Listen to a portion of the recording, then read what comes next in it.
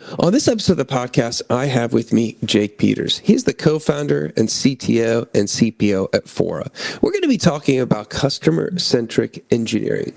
And obviously, delivery is always at the heart of everyone's goals, and everyone is trying to incorporate as many feedback loops and user comments back. But we're going to talk to Jake about how that came to be for him, separating product from execution, and how they actually are executing on multiple product lines and businesses, and all while reimagining the industry.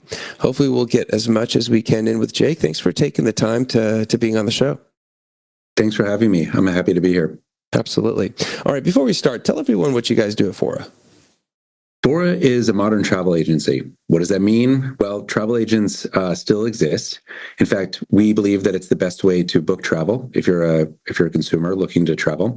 And as an agency, we're a platform that lets anyone who wants to become a travel entrepreneur and build their travel business selling travel. So there are other travel agencies that exist. There's plenty of great options. We're doing things a little bit differently. This is the modern part of the way we're doing it. And that modern part really focuses on community, technology, providing you sort of like a travel agency in a box platform, which you can use to launch your business, training, and really great relationships with our travel partners. We are also, in a sense, like a marketplace because we also spend a lot of time working with our travel partners. And then we also focus a lot on the sort of traveler itself that our travel agents bring into this equation. So yeah, that's what we're doing. And we have, we launched 3 years ago, and we have about 5,000 people actively booking travel on our platform to date. Obviously, you mentioned customers. I know that very important, that feedback, and we'll kind of dive into that aspect. But we're going to maybe, take the way back machine and go back a little bit. Obviously, you grew up in tech. You grew up at a time when the product function wasn't formalized. It was typically found in other roles, different titles. I guess take us a little back and how your early tech career may have, set the stage for how you think about delivery. You're right. I grew up in the 80s and 90s. I remember downloading the first version of Netscape, and it was like amazing to use the web at the time, graduating from a terminal. So I've been through a lot of different things. When I was going to university, I'd already taught myself how to program at this point, and had a number of summer internships during high school doing very tech things. It was easier, I think, in the 90s if you knew what you were doing, as a high schooler in the Boston area, where there were a lot of tech companies, to get real life experience. So when I was going into university, I already sort of knew what it was like to work at some of these tech companies. And I knew that I didn't just, at that time at least, just want to be doing sort of engineering in the sense that I didn't want to be in a cube, staring at my computer all day. I wanted to be more interactive with customers and doing things closer to the business side, which is definitely possible now. If you graduate as an engineer, you can jump right in.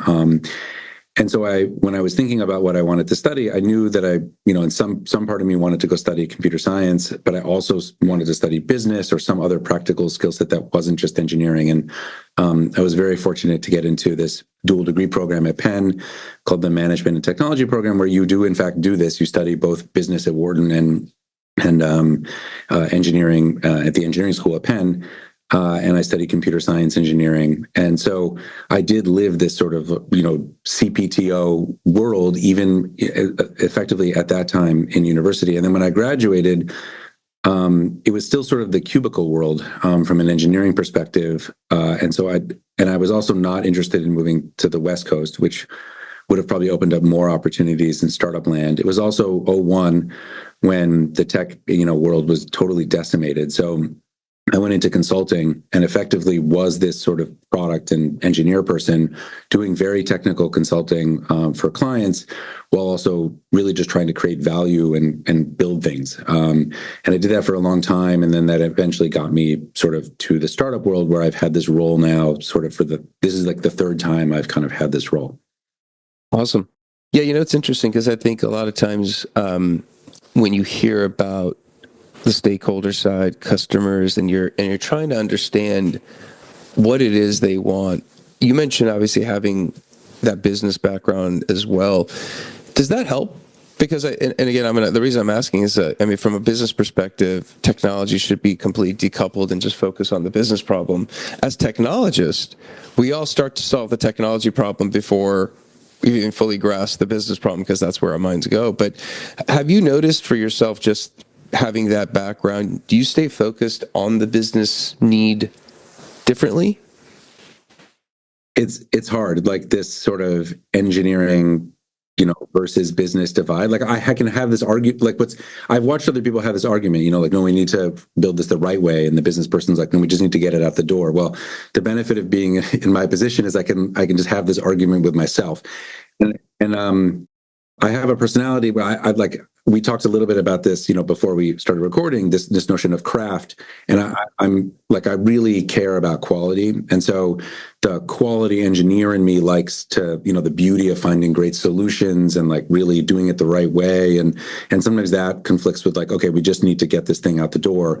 I think where that can turn into a strength is I can sort of preview the path that we might want to take and sort of pre-negotiate, like, okay, we need to do this thing, but I know we're going to need to cut some corners in certain places, but like, here are the corners that I suggest that we cut, sort of at the start of this project. And I think my weakness is that sometimes I forget that other people don't necessarily have both of those like visions together, combined, like I do. I've had a lot of experience doing this. And so helping, like I'm trying to do more, bringing people along that journey. Because sometimes for me, it's obvious, like, okay, we could do this. This is what we can hard code. Here's how we'll get this out the door faster. We'll still build it in the right way. I do think at Fora, we're really focused on, trying to optimize both. So we have a lot of business goals. We've grown very fast, but we also want to build things in the right way so that we're not constantly chasing our tail, worrying about tech debt and other kinds of things. So there is a right way to cut those corners. And I'd rather sometimes have the team spend the time thinking about what that might be versus just like plowing ahead with trying to get like a business result and some stuff built. I think people must have seen the cartoon strip of requirements where, somebody's asking for a chair, and by the time it's done, it's something completely different. And I think obviously when we're talking about requirements, we're talking about the engineering and the business need. We hear a lot about customer-centric engineering. From your perspective, having both hats, and maybe from an engineering perspective, you could talk about this. When we think about customer-centric, what is it that engineers get wrong? You mentioned, obviously, and the requirements, in that cartoon strip analogy, obviously the business side understands that their requirements transform. But from your perspective, what goes wrong on the engineering side to not end up as close to fidelity of what the requirements might be? I don't think about it that way. But I'm going to try and answer the question because I think it's an interesting exercise. Like, what are the typical pitfalls that like we see? I think it's kind of boring. It to some degree, it's like the same kind of stuff that you normally see. Like, it's really having the ability to judge where to build in the flexibility versus where to hard code. And I look at some of our teams and I see them sort of making things more complex sometimes. So I think some of this has to do with the age in which we grew up engineering. Like, so a lot of the first systems I built, we couldn't abstract things in the way we were building. Like, we were just building, like, we built really complicated systems on JavaScript pages, like JSX, like .jsx files, like on Tomcat servers. And like, there's no, like, you just had all this code in a file. And so you had to be really structured in the way you wrote it. And yeah, like, of course, to get things shipped, like, we had to get stuff done the next day. I was 24 and we'd stay up all night, get stuff done. And of course, you're going to hard code things, but exactly what's hard coded and what's variable. The next day, if you need to extend it or copy paste it for a different project, exactly what you need to change. And so sometimes I think we spend too much time thinking about like what the elegant, perfect, flexible solution is for certain things versus like actually just putting in some values and saying, what, like this input or this flexibility, we're going to code in like a YAML file, like in a JSON blob that is configurable easily later. But if we need to copy this for something else, we'll just like give it a new YAML file when that thing later is needed, rather than try to like over engineer it and increase the surface area of things that we need to test and other kinds of stuff. So I just think it's really, really hard to get this right, though, exactly where to. This gets back to exactly what I was saying before. It's like where can you cut corners and where do you need to invest more time? And I think sometimes the problem that we have is we're like, okay, now we're going to start this project and we have some basic requirements and we're going to like rush in to start building it. But actually there's this second cycle where this sort of end spec comes into play, and we really could spend time debating these exact questions and making sure that we're not overbuilding. And even if that takes a little bit, or building the wrong thing or building in the wrong like direction somehow, and even if that were to take an extra, I don't know, day, half a day of time, that time is really, you know, a good investment, because the sort of fixing time later or the adjusting time later, whether it's actual like time value cost or like morale or other kinds of, you know, like sort of team costs, I think it like are more expensive in the end if you don't spend the time up front. So I don't know. I'm not, you know, saying I have the exact answer, but I do think it's a fine balance of like if your goal is to rush and do stuff as fast as possible, it doesn't mean every activity should be done as fast as possible. And I think that's where like we sometimes get things wrong on the margin. Yeah, I think that's a great observation. I think you know, obviously people have heard about Y2K, and obviously that was a short-sighted solution that people didn't anticipate. There's requirement limitations that made the best decision they could at the time, obviously remedied. It's something interesting you said that kind of made me start thinking about, if you're sitting in a room with a bunch of engineers and you're like, well, we could hard code this. Some engineer will go, well, what if we just did this? Because it's a simple fix and we don't have to hard code. And then the next engineer will be like, well, what if we did this? Because obviously if we did what you said and we do the next thing, it's a little bit more elegant. It gives us flexibility to support in the future. And all of a sudden through these, you know, chain of what ifs, we end up from hard coding takes 2 seconds to a 2-week, 4-week, a month-long project to safeguard a future thing. And I think what I've heard a lot of engineering leaders talk about is sometimes we're looking at safeguarding future changes versus the delivery.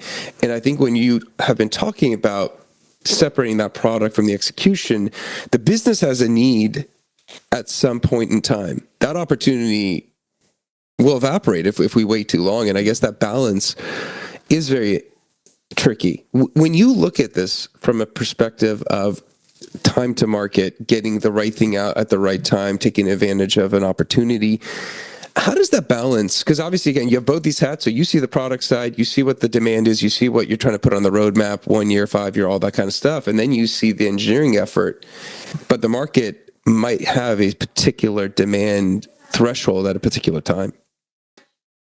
I think this comes down to the constant sort of reprioritization, like, you know, that we go through. And I still see this, like, you know, the people like to have a plan, and reprioritization is always somewhat uncomfortable. I haven't met very many people that are just like totally open to complete reprioritization at all periods of time. And I think it's just sort of a human thing. So we've done this a lot though. And, you know, it's not just, I guess from external, I was going to say it's not just like external market conditions, it's also like our user feedback, but we've sort of thrown the wrench in the tire, like, or the, you know, whatever analogy you want to use there, like a handful of times, and said, you know, ground the whole thing to a halt and said, we are actually not going to do this right now, even though we just started it, and we're going to do something else first. And I think that's probably happened in one of our product areas almost every quarter since we've started building here, for some reason or another. In some cases, it's like the drumbeat from users about a specific feature has just gotten too strong, and we just have to do this now, because and a lot of times it was in the, you know, the early days, it was just me talking to our advisors, and I would use up some of my like own, you know, political capital. Like, we're trying to get people to work on our platform and trust that we're building as fast as possible. And I'd say, I know you want that, but it's going to come later. And it was just my own judgment where I would get a sense like, okay, I've run out of the ability to say this particular thing is going to come later. We have to do it now.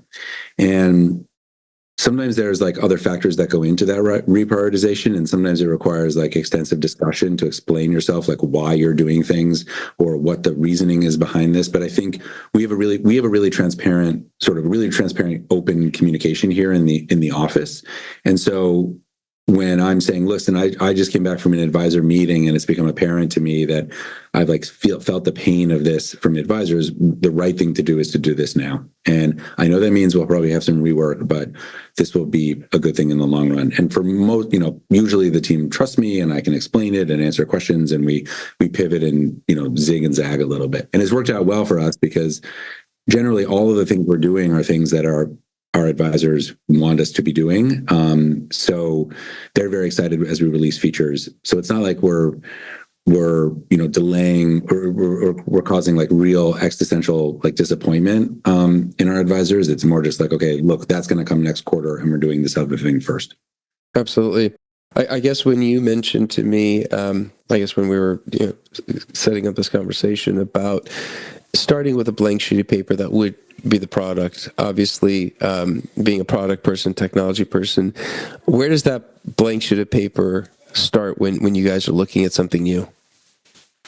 A couple places. One, it's usually I've thought about it already. I mean, I've spent a lot of time doing this now and thinking about everything we're going to build, and I have a perspective on what this might look like. So I'll try to, whether it's like literally pen and paper, draw out what I'm thinking, because I find that much faster than me trying to do something in a tool, or I can find references from other things that I've bumped into online, because usually it's not just, I'm creating this from scratch. It's like if I have an idea for how I want to do something, it's more often than not comes from something else that I've seen or used. And then what I found really effective is like having long discussions with the design team and the product team about what it is we're trying to build. And if it's very technical, also the engineering team leader or the EM on that pod to talk about what we're capable of doing, or what we might want to research more. And then it's about like then seeing what people are going to do to take that further. We have a really great team that can, like, I've often been, I'm usually really amazed at their ability to take an idea and progress it forward, which is what you'd want in your team. So I'm trying not to be like, I try to share and sort of inspire and then say, okay, now go. And then I can participate as a normal participant in the rest of that process. You mentioned, obviously, you guys, have multiple products, different lines of business going on. As the CTO, CPO, obviously the CTPO, if we want to concatenate it. Yeah, I don't know what the right way. Yeah, I'm not sure. It's still a new title. I've seen it both ways, but as you've been kind of managing the product over these different lines of businesses while trying to kind of reimagine how the travel industry works, how much time do you spend? Where does your like overall time go? Because obviously you have a lot of moving parts, the customer feedback, deconstructing problem. I mean, a lot of different moving parts. From your perspective, where do you see yourself spending more time, just because they're both titles of yours?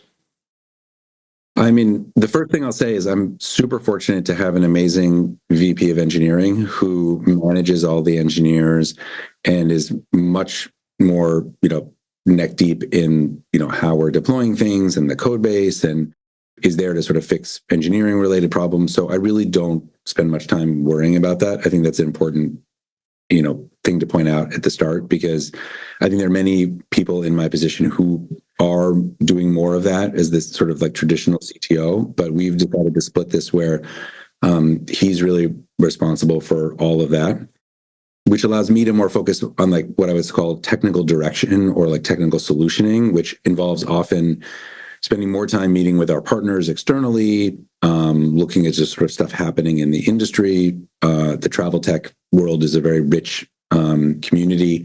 And so spending time with partners and startups in the space and investors and thinking about where we're going from a technical perspective, which is also a product perspective. So I think that's like, if I could say like, 30% of my time is probably spent thinking about our solution, both like in abstract and also in the context of this travel tech world. I'd say ideally 30% of my time would be spent with customers, really, or like our advisor users, really thinking about what it is we're trying to build. I'm realistically probably doing less of that now, although we have a very vibrant community and I'm on our community forum. Advisors are WhatsApping me all the time in these group message chats or directly. I'm looking at customer service tickets with the team. And I'm going around and spending time in person with our advisors at various events, both here in New York and at conferences generally. And we have advisor chapters all over the country now. And I was just with advisors for a time in LA and Phoenix and earlier this year in London. So it's really great to be able to do that. But I would love to do even more of that. And then finally, it's like the final part would be focusing on the solutions that we're creating. I'd say that's where I'm really not doing it, like the final third, really not doing enough of, because as one of the three co-founders and the technical one, I have a lot of just like sort of random admin, like technical admin, office admin, other kinds of stuff that I'm trying to shed. And so now that we've reached a certain size, we have an office manager, we have, I don't have to be setting up everyone's laptop. I mean, like 2 years ago, I was the only person doing that. And so we're still in a little bit of that transition, but I hope really starting in next year, I'm sort of observing that, but I'm not the one doing it on a day-to-day basis, and spending more time with the product pods, focusing on the actual solutions that we're building. The CTPO role, out of curiosity, you see it more at startups. Is it a function that can scale to larger companies, do you think? I've also seen it at larger companies. It's funny you say you see it more at smaller, at startups. The GDS provider that we work with had a CPTO. He just left the company though, so now they're splitting the roles. I think it was unique to him. So I don't actually know whether it was successful or not, or actually why he left exactly. But that's one data point. I've seen this at other larger organizations that are trying to do more sort of like innovation or transformation in their stack, where it was like a very legacy business and they didn't really have anyone in product. And so they hired a product focused technical leader, because the real focus is not like, on the code per se, but on the value that's created from what's the product team is delivering, which is exactly what we say here. Like, I don't really care. I mean, I do care what the code is like, but it's not just the coding and it's not just the solution design. It's the two of these things together actually get us the feature out the door, along with not just, those two things, but product ops, marketing and other kinds of things, and support. So it's really a team effort to get these things launched. And I think maybe that role is reflective of that team effort coming together. We also have a pretty distributed company. Like, we're not, some SaaS companies, there's a leader and then there's finance, sales, support, product and engineering. It's like, and the bulk of the company, let's say, would be in product and engineering, and these other, maybe it depends on the sales, the go-to-market model, but these other functions are just there to make the product work. And then there's people like building the actual product. We have a much more diverse team here, because we have a whole community of advisors that need support. So we have a whole advisor experience team. We have our own in-house travel team. We produce a lot of content. We have a team that produces content. We have a membership team that's focused on growth and people joining Fora.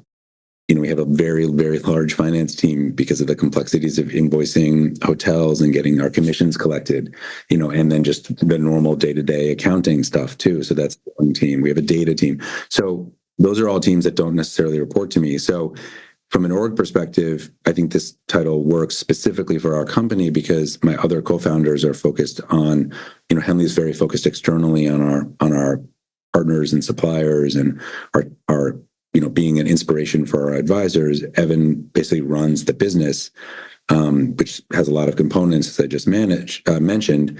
And then I'm sort of over here building all the solutions, let's say. And so I think this works from our company specifically. That's interesting. I mean, yeah, I think you're right. There are some big companies. I talked to a lot of startup founders, so I do see it a lot at the startup level. The one thing that you mentioned, and maybe just final question, you mentioned obviously having this background of business and technology. I kind of was thinking about the CIO role at a lot of enterprises, and it's more of a business function with people reporting that have the technical requirements to deliver. Is it a component of, as we're starting to see some of software engineering, some of the processes through the cloud and Gen AI, we're seeing potential solutions for code writing. Is there a future where understanding the business and the product side does lead to the CTO role, because they're there is a maturation in what the technology can do. And I guess we're putting on our, looking in the crystal ball type of thing here, but it's just out of curiosity, is curious of what you think about that. It's interesting because I feel like the CIO role, like chief information officer, sort of fell by the wayside. It's not really, so you have like, chief digital officer or like, at big companies. Like I know somebody I know from my early consulting days did that at Mars, the candy company, and it's okay, what does pet food and candy have to do with digital stuff? Well, they do a lot of digital things. And so maybe that previously would have been the CIO role, or the CIO role is now more like on sort of the way infrastructure is handled, like how you contract with your cloud provider. And it's more of a vendor kind of strategy group that deals with, IT. So I'm not exactly sure, but I think if you want to be an effective CTO, you cannot do that without a strong foundation of understanding where the business is. In fact, even Yossi, our VP of engineering, is very attuned to the way our business works and has effectively been the CTO at previous companies where he's at. And so we spend a lot of our time not just talking about how the engineers are doing and engineering hiring and technical matters. We also talk about what we're doing from a business perspective, because I think, as we talked about way earlier, now when you come into a company as an engineer, you're not just sitting in a cube, you're actually sort of on the front lines dealing with users, exposed to the business. You're much more expected to participate in sort of general business activities of the company. And so I think, my prediction would be the trend in the future is that anyone going into engineering needs to have a strong foundation in like what makes the company money, how the company works, what are the key drivers, and what are the key outcomes that are needed. And then being able to tie the work that you're doing directly back to those things is very important also. Awesome. Jake, thanks for coming on. Lots of nuggets, I appreciate all the sharing of the insights and examples and stories, and especially what you guys are doing for us. Seems like it's really exciting times over there. If somebody does want to reach out to you to ask a follow-up question, maybe learn more about Fora, what's good ways of contacting you in Fora? So you could find me on LinkedIn if it's like a personal question and you want to write me a message. That's a great thing to do, or connect with me there. Just let me know why you want to connect. If you're interested in traveling with us and you want to work with an advisor, go to foratravel.com, FORATRAVEL.com, and you can browse our guides. You can look at advisors, or there's a button at the top where you can submit a travel request. And if you're interested in exploring being a travel advisor, there's another button at the top that you can click to become an advisor and learn more about what we offer. Awesome, man. We'll put some of those links in the show notes. And again, thanks for being on. Thanks for taking the time with us. Thanks. Glad to be here. Absolutely. That's it for the episode. Be back again. Different guest, different topic. Until then, two things. One, customer-centric engineering. I think Jake did a great job, especially with his background and having that product, business, technology background. He has both titles, obviously, as CTO, CPO. Great insights in terms of how he goes through and looks at the product and the engineering side. So share this with somebody else who might be interested in his views, and also reach out to him if you do have a follow-up question. Also, like, subscribe, comment, let me know how the podcast is going for you. Until next time, thank you and goodbye.